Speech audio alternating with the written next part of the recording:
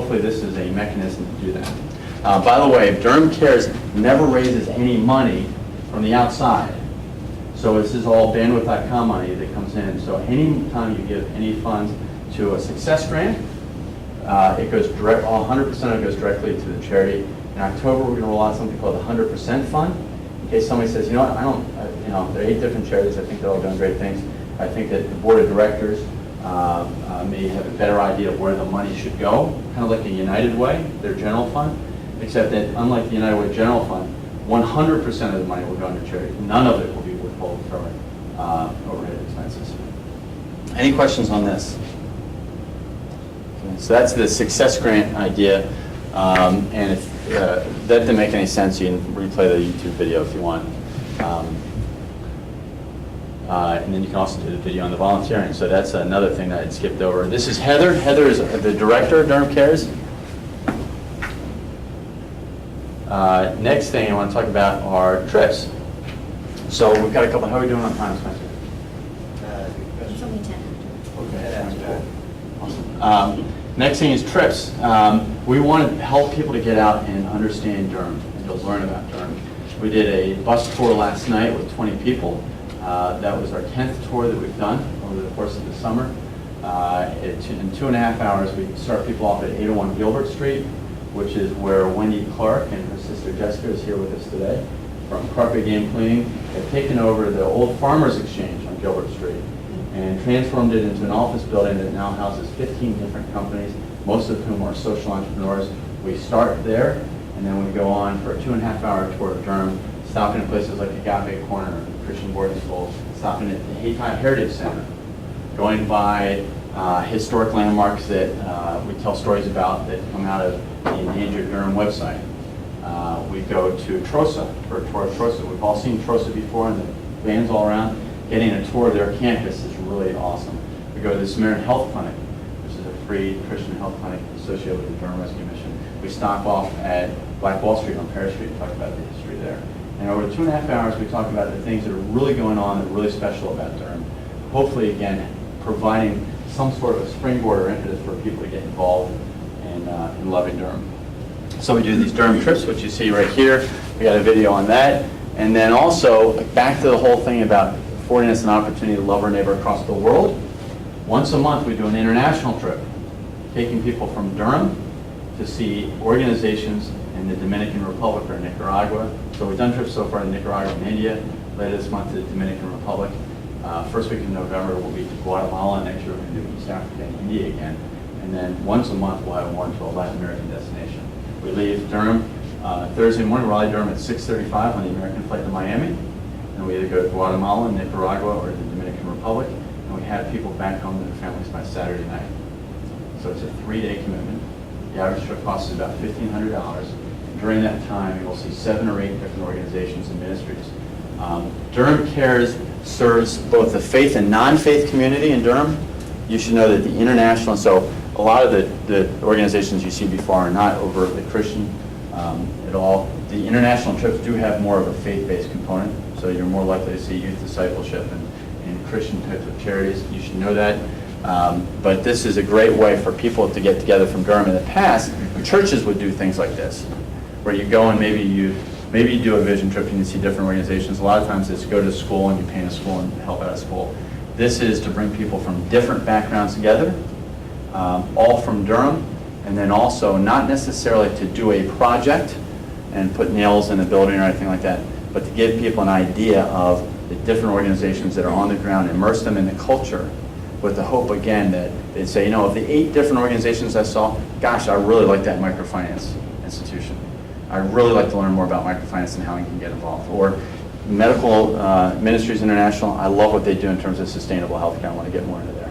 And when we do these things, it's neat. Everybody, a lot of times, people come back with different ones. So went on a trip like this to South Africa. Everybody came back with a different organization they're fired up about supporting. It wasn't like everybody said, oh, we're all about microfinance. So let me go to and one of the things that I think is important on the world trips that inspires this is because while I firmly believe it's important to go see different nations together as a group of people from Durham, because I think we have a lot of gifts that we can impart on the world. I think that it's remarkably important to stay focused in our backyard. So a quick anecdote on that. I was in South Africa and I went to a place called Alex Township. How many people have been to South Africa? Okay, so have you been to Alex Township by any chance? Alexandria? Yeah. Yeah. Yeah. So I was there, and you know, it's about 2 miles away from the really wealthy neighborhoods in Joburg. And it's just amazing. It's the tale of two cities. So if you were to say that there's a difference between Northeast Central Durham and Hope Valley, compound that difference by 3x or 4x. The nicest residential neighborhoods make Hope Valley look like a trailer park, and the poor neighborhoods are just the ultimate squalor. They're 2 miles away from each other. And I went and spent the day in Alex Township, and it was overwhelming. As you know, it's just incredible. And yet, despite that, there's some leaders that are emerging, and there's some hope there. And so I was explaining that to the host that we'd stayed with. You know, we flew 20 hours to come visit him. And they said, wow, that's really interesting. We've never been there. And I thought, but didn't say, how does that happen? I come 20 hours, it's 2 miles away. Fortunately, I didn't say it, because I was back here about a year later, and somebody said, you know, there's a really neat program, new development going on in the corner of Angier and Driver. And I said, where's that? And the person said, it's 2 miles away. What do you mean you don't know where it is? It's 2 miles away from the place you live. And I was immediately convicted, of course.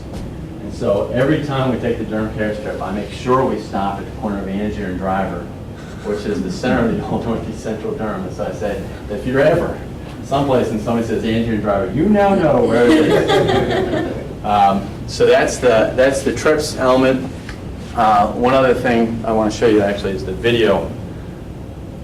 Come back here a second. We've got a new program called the Videos.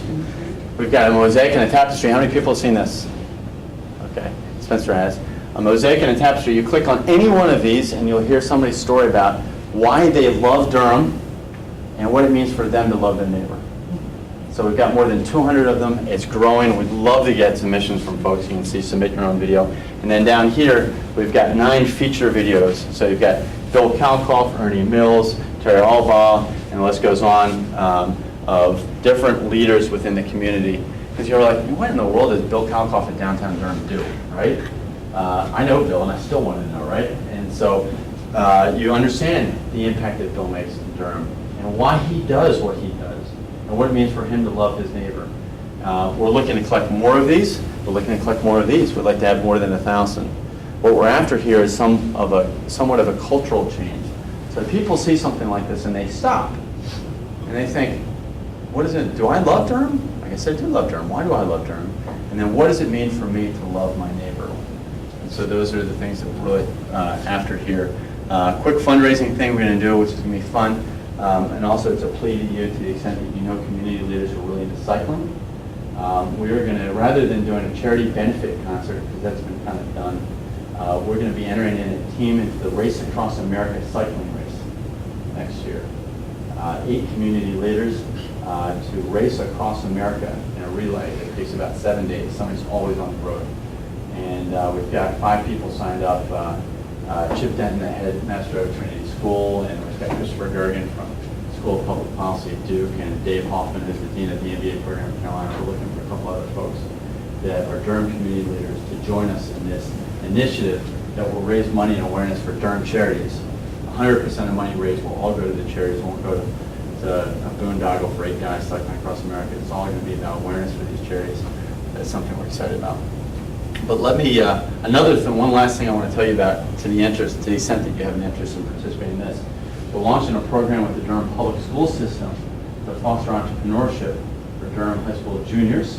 And the thing that's going to be innovative about this is that at the end of this entrepreneurship semester, there'll be a business plan, and then each of the graduates from this class will be eligible for a microloan for between $500 and $1,000. I don't know what you all did between your junior and senior year in high school, but I worked at a snack bar for minimum wage and gained 20 pounds. And so this is an opportunity for kids to say, you know, I want to do a lawn care business. And yeah, I'd take a loan for $750 to buy lawn equipment off of Craigslist. And I'll go ahead and I'll sell and I'll mow the lawns, and then I'll pay the loan back, and a loan back with interest. This is about education. This is the real world. but affording kids an opportunity to learn about entrepreneurship. Each are assigned a mentor that can work with them on budget and financials and understand whether they can pay the loan back or not, and what they need to do in terms of guerrilla marketing, things like that. But